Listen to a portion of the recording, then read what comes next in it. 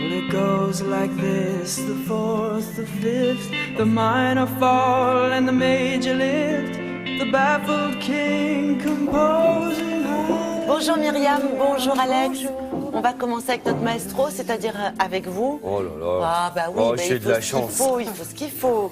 Et je crois qu'aujourd'hui, vous vous êtes intéressé aux reprises d'œuvres originales. Absolument. Et les reprises qui dépassent l'œuvre originale. Ouais. Par exemple, ce qu'on vient d'entendre chez Jeff Buckley, c'est vrai que Jeff Buckley, ce chanteur qui nous a quittés très très tôt, il s'est noyé dans le Mississippi en 97. Il a enregistré qu'un seul album et sur cet album, il y avait entre autres la reprise de cette chanson Alléluia. Et c'est vrai qu'on associe cette chanson à Jeff Buckley alors que c'est une chanson qui a été écrite et interprétée par Leonard Cohen en fait.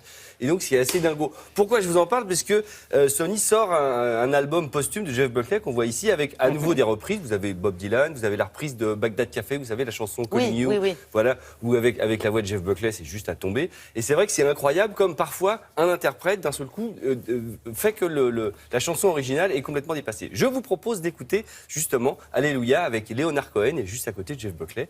On n'est pas là pour choisir, mais quand même. Your faith was strong, but you needed proof. You saw her bathing on the roof, her beauty and the moonlight overthrew you. She tied you to a kitchen chair, she broke your throat and she cut your hair, and from your lips she drew the hallelujah, hallelujah. Oui, ça, c'est effectivement pas la même chose. C'est pas la même chaleur de voix. Oui, c'est vrai qu'en plus, il est beau garçon. Il est assez beau garçon, oui, ça on disait ça. Rien. On était en train de glosser, comment on appelle ça, gloser, enfin on disait du bien, voilà, de Jeff Buckley. Voilà, le mot me manque.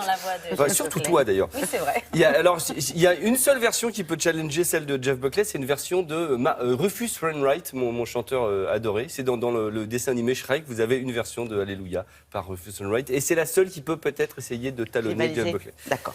Je vais remettre au goût du jour une vieille querelle. Quel est le plus grand groupe de rock anglais du monde? Est-ce que ce sont les Beatles? Est-ce que ce sont les Stones, etc. Eh bien, je vais essayer d'apporter un nouvel éclairage.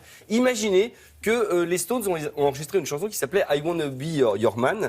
Et cette chanson devait être destinée à Ringo Starr, le chanteur. Donc, il la joue, il enregistre, mais en fait, c'est pas top. Ils y croient pas trop parce qu'ils n'arrivent pas à mettre l'énergie. Et là, il y a le manager des Stones qui fait hop. La chanson donnée la moi.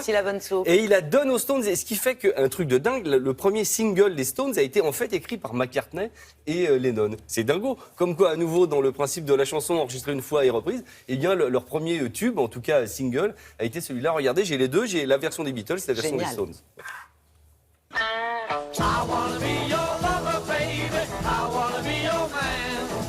I wanna be your lover, baby. I wanna be your man. Tell me that you love me, baby. Tell me you understand.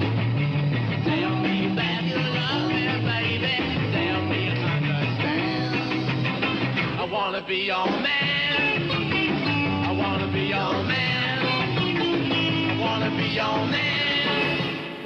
Ouais, quand même, ça décoiffe, quoi. Oui, on préfère la deuxième version. Mais oui, je suis désolée, mais oui. Oui, c'est velu, la guitare, machin, la voix, ça marche.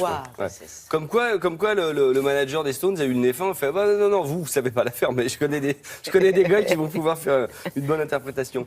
Et mon dernier exemple, c'est sur le timing, c'est-à-dire une chanson qui est enregistrée mais qui sort après sa reprise, et donc finalement on ne connaît que la reprise et pas l'original. On est en 72, vous avez Stevie Wonder qui enregistre un nouvel album et qui va chercher Jeff Beck. Jeff Beck, c'est un des plus grands guitaristes de rock au monde. Du niveau de Clapton, voilà, qu'on voit ici, c'est vraiment la crème de la crème. Donc Jeff Beck est en train lui-même d'enregistrer un album avec un batteur, un bassiste, Carmine Appice, enfin la crème des crèmes. Et ils sont au studio et Jeff Beck dit moi je veux bien enregistrer pour toi Stevie, mais en échange tu me donnes une chanson. Donc il bidouille un petit riff et Stevie Wonder commence à écrire Superstition, vous savez, There is Superstition, voilà. Et donc Jeff Beck enregistre cette version et là Berry Gordy, le patron de la Motown, vous savez la maison de disques, dit ah c'est super, non mais garde cette chanson Stevie. Et on va la réenregistrer. Et donc Stevie Wonder réenregistre Superstition, il sort la version qu'on connaît Superstition, mais c'est pas la première version en fait, c'est la seconde version.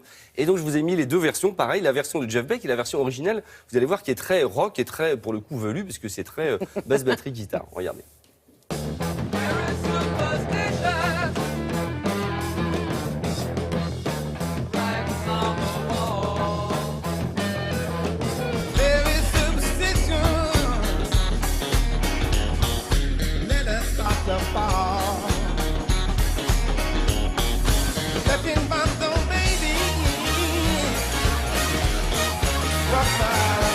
Ouais, mais bon, c'est Stevie Wonder, quoi, c'est tout. Oui, mais c'est parce C'est qu'on un la roi. connaît, mais la première version, elle est très très bien. Allez écouter sur les sites d'écoute de musique où on paye que c'est vachement bien. Je préfère Stevie, là.